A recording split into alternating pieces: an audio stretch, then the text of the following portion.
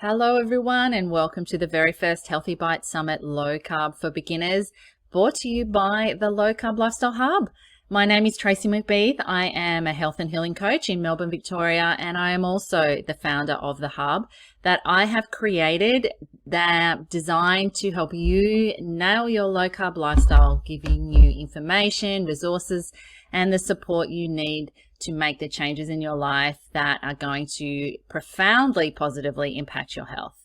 So as a health coach, my 5 top tips for you to get the most out of making a shift or making a change to something like your diet, which is pretty big given the world that we live in and given what we're told to eat, which actually goes against most of us and is really setting most of us up to be unhealthy and to get a lot of the chronic conditions that are around today. So to actually turn your back on that and step in the other direction is a pretty big deal. And that is why I want you to be comfortable with the knowledge and the science around low carb, that it is fundamentally the diet or the way of eating that is most aligned with us as human beings. And when we do that, when we eat in that way, our body has the capacity, a huge capacity to heal.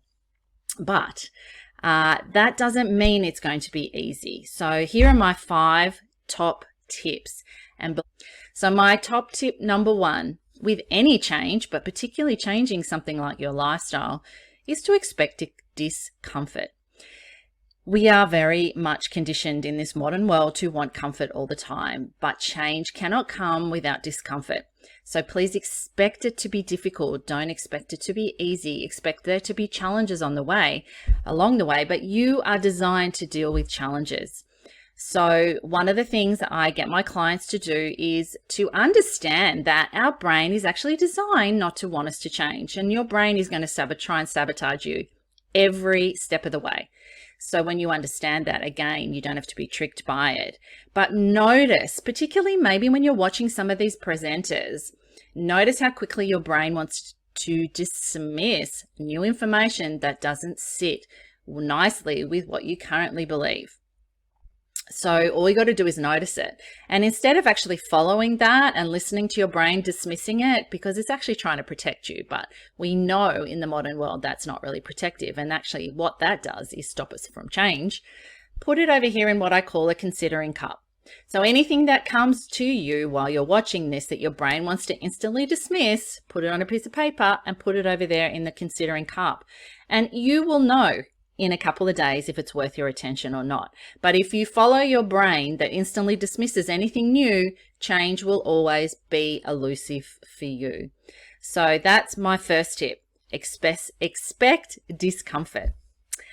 Number 2 is do your own path. This is a very individual journey, and where you need to go is going to very much depend on the lifestyle you're currently living, the state of your metabolic health, your age, your gender, your level of fitness. Many things are going to come into this. That is so why it's not a one-size-fits-all approach, and anyone selling you a one-size-fits-all approach is only trying to make money and is going to do you a disservice. You cannot put on something that has been designed for something else and expect it to fit. It just won't work, and it will set you up for failure. So it's so important that you do know what the path needs to look like for you. And I really do encourage you to get some help with someone that can really help create that for you. I work with people sometimes who've been trying to do this for 2 years and haven't been successful because they just haven't been given the right information for them to start. So focus on your own path. Resist the temptation to compare yourself with others. Our mind will do that. Comparing is what our minds do. Again, it's a part of a protective mechanism that is left over from our evolutionary days, not very helpful in the modern world. So keep your eyes on your path, do what works for you, and make the decisions for you. Don't allow anyone to make the decisions for your life. It is your life. You need to make your own decisions. So take all the information in that you need and work out what works best for you, and then step along your own path. Number 3, I just touched on, is seek help. It is really, really important to get the right help when you are making a change like this, if you want to avoid falling over many, many times along the way. Now, you probably will fall over many, many times along the way, as we all have done, but when you have someone beside you to fall down with you and help you get up, it is much, much easier. And the temptation of your mind saying, oh, it's all too hard and we're just going to give up, what's the point? You won't give in to that so easily. So definitely get the help of a nutritionist. Make sure you see a low carb GP if you can access one, so they can really assess your current state of metabolic health and where you need to be. I have lists below of where you can find someone that might be able to help you. But if you can't find a supportive low carb GP, then a health coach, a dietitian, or someone who can really help you on your own path. It's really, really important. It may seem like an investment in terms of cost, but I can tell you it's going to save you so much time and money in the end trying to figure this out yourself, because it's pretty hard to do on your own. Number 4, now this is very much from a coaching perspective. You need to address the unhelpful habits that you have going on in your life. And personally, for me, the biggest challenge was my habitual drinking and my habitual emotional eating. So yes, I understood the science. Yes, I knew it wasn't good for my health, but I really didn't know how to stop doing those things. And that's pretty much the work I do as a health coach, to help my clients now overcome a lot of those habits that are unhelpful.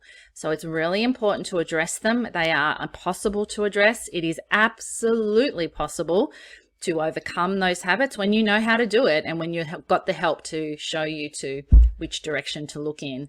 So knowing it's possible is really, really important. But if you don't address them, they will trip you up time and time and time again.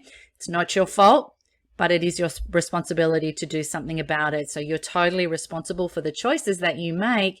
But when you don't know, we don't have the awareness or the knowledge to know how to make the changes, of course it's not your fault. You're doing the best you can, but there is always more to see, and someone like a health coach can really help you overcome those habitual patterns that really are not helping you get the life that you deserve to live. And my final tip of, possibly I could have sit here and tell you hundreds, but I'll let you move on and listen to the wonderful presenters, is to have patience and to take it slowly. Everyone I've ever met that tries to jump in and change it all overnight is setting themselves, it hasn't worked. Number 1, because your body's going to kick and scream metabolically if you shift everything overnight. But number 2, your brain's going to kick and scream as well. And it's going to try, as I said, to sabotage you every step of the way. So it's far more beneficial to take it slowly, one step at a time. And have the patience to know that undoing a lifetime's worth of eating habits and other unhelpful habits is not going to happen overnight. Okay, so that thought that wants that, you need to put that aside and trust the process and trust the journey. And it is a journey, but I'm telling you, it is the best one you go on when you have metabolic health, when you have energy that you couldn't possibly imagine, you have clarity, you have clear thinking, and you're no longer a victim of all that unhelpful thoughts and habits and emotions that are just not helping you live the life that you want to live. So that's enough from me. If you would like to learn more about me, I have plenty of information below on my website, and I have a huge amount of free resources for people who are interested in learning more. I work with people around the world, so wherever you are, if you're looking for someone who can help you particularly overcome the habits that you know inside you are not helping you, then please reach out and I would love to help you. So sit back now.